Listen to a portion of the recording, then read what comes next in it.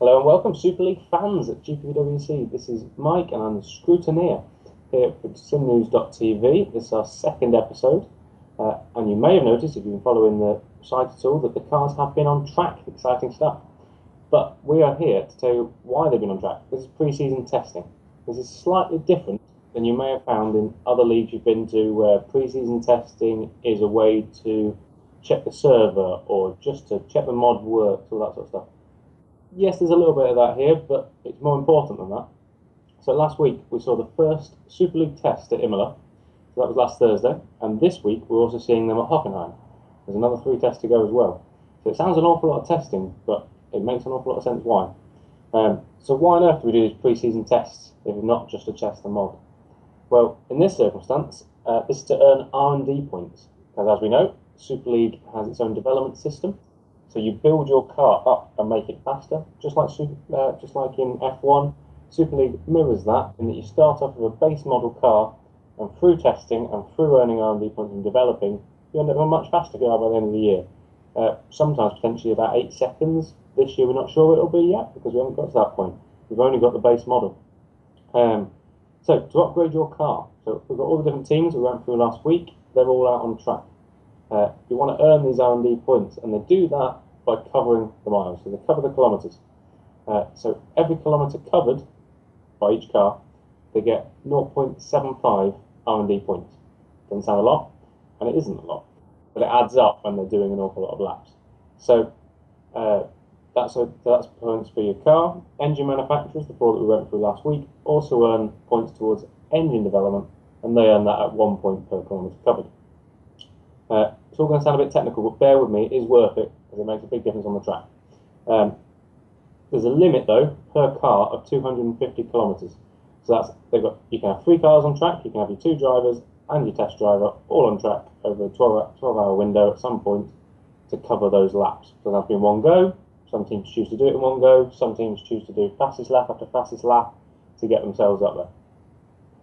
You can do as many laps as you fancy, but after 250 kilometres, you don't earn any more R&D points, basically. So some teams, I myself, obviously own Bull Racing, we found at Imola that to get to 250 kilometres, you had to do 53 flying laps. So my guys did 53 flying laps each. We did see, though, apologies, that some cars did an awful lot more. That's their own choice, if they'd like to. Shout out to a few drivers that we saw this week. Ollie Woods, in his own team car, scoring himself 92 laps. It's an incredible amount of laps. Our own Joshua Anderson, if you didn't see him on Anderson's Access, catch up, look at the videos below. He got himself 88 laps. That's an awful lot of laps going on. Then we've also got a new guy to Super League, Ben Stepanek. He got himself 90 laps as well. So there's an awful lot more laps than needed, really. They're not earning anything else. They're not particularly learning. They're learning a bit about the mod. They're driving the base car. But they're not really going to have this car for much longer. They're going to start bolting on upgrades and really making it a lot faster. So some people find it a little bit of a chore at times. Other people like doing the fastest lap. He's kept on his run of fastest laps on tests. Fran Lopez in the Adonis, top of the timesheets. It was a wet session as well, though, so there's about a 20-second gap between top to bottom. Shout out James Johnson, who was bottom at nearly 19 odd seconds behind Lopez. But again, those times are absolutely irrelevant at this stage. It's all about these R&D points. It makes such a difference to your car later down the line. So what on earth can they upgrade with these points? So if the team managed to get themselves a full whack, so 3 drivers doing 250 kilometres, they'll have earned themselves a nice tidy 562 R&D points. Sounds loads. It's about 3 upgrades, roughly. And the areas they can upgrade. So you can go through, there's an awful lot you can upgrade, but you can upgrade aero, you can upgrade the body, the rear wing, the front wing. You can also then upgrade the front wing's downforce or the dirty air, the same with the rear wing, same with the diffuser, the chassis for the weight as well. So all those sort of areas is the areas that all the teams are looking to develop. And then you've got the engine manufacturers that are also looking to develop, and they're looking to develop either the power, the fuel usage, or the boost, basically. So those 3 areas there as well. You can see already that there's so many choices. You can only develop 2 areas at a time. So lots of teams going in lots of different directions, and by the time we get to these cars in a couple of races time, they're going to be very different beasts. Some way is drivers' influence, how they want it to work. Some like a tail happy car, some might want the front wing a bit more developed, some might love the aero, some want the downforce. So you can also do the tyres, the tyre change in the pits, and the repairs. Most teams pick that later on. Obviously, it doesn't actually add any time to the car itself per lap, but it is useful if you're in a title hunt. We saw that last year with teams like Nordstrom doing an awful lot of that, and it did get them a few places when they were doing pit stops, and it saved you a second or two. But it's minor compared to some of the other games where you could gain a second or two a lap. The other factor we mentioned last time was finances, so physical money costs for the teams, obviously in-game costs. So just to run per kilometre in fuel costs them £300. Sounds a lot, especially when they're doing 250 kilometres each. In some cases, an awful lot more, nearly double. So the minimum spend, including travel to the track, they have to pay for that. It's 200 grand. So there's about a 500 grand cost at the bare minimum if you do all the maximum 250 kilometre laps. £500,000 just to do one test. So it suddenly adds up, all this cost, but it really is worth it. You don't get many chances to earn these points. Once you get into the season, it's minimal gains. You can gain minimum amount. But the start of the season here is where you gain all your points. If you're missing out on the laps, which I'm hoping we won't get with some of these teams, but it has happened before, which we'll keep an eye on over the coming weeks. So that's an awful lot of money there. The development, though, doesn't actually open until the 13th of February. So at the moment, they're earning all these points, and it's just massing up and piling up and piling up. They do get spent very quickly. That's so that then you can't just turn up to race 1 or 2 with a massively fully developed car. It does gradually build throughout the season, which is great to see, because it means that everybody starts off at a reasonably level playing field, or in fact a level playing field at race 1, and builds them up. And there's not much difference for about 3 or 4 races. Minor differences, and the drivers can make a big difference. But the actual changes to the car are only really evident once you get to about 4, 5, 6 races in, and then you can get potentially some big differences if teams aren't spending that money or haven't earned the points correctly.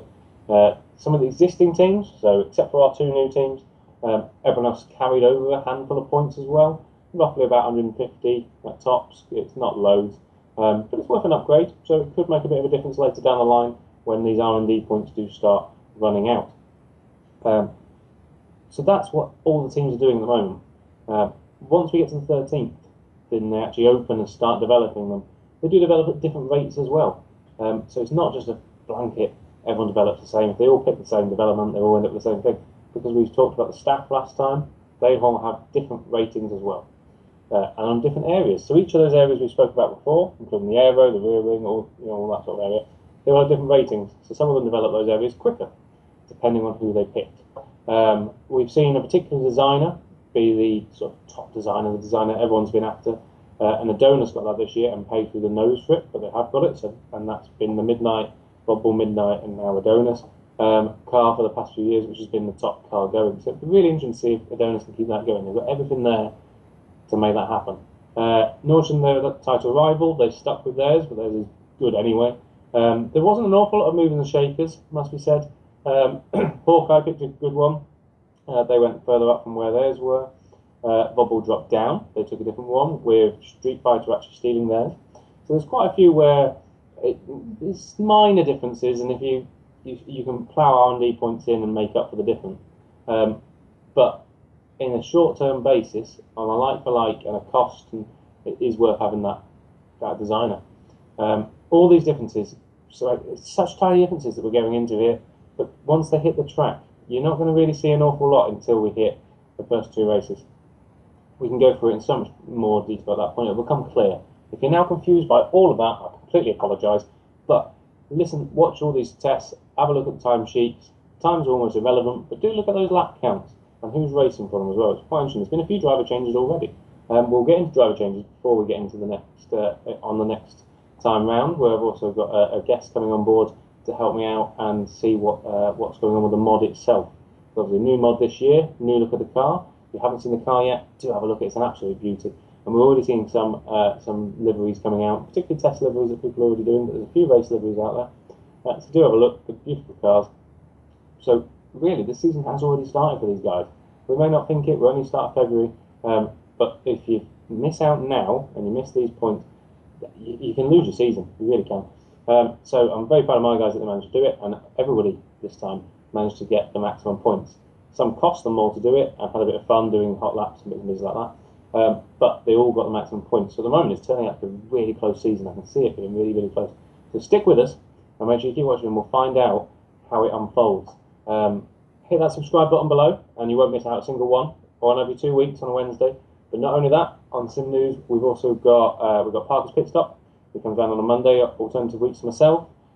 Josh will be back at the end of this month as well. We've got the Super League show starting up soon. That'll work with myself, finding out what's going on. So that's an exciting new one to come as well. And it's just brilliant to watch. So make sure you tune into this channel, get subscribing, get sharing. You can use this, embed it in forums, get it out there.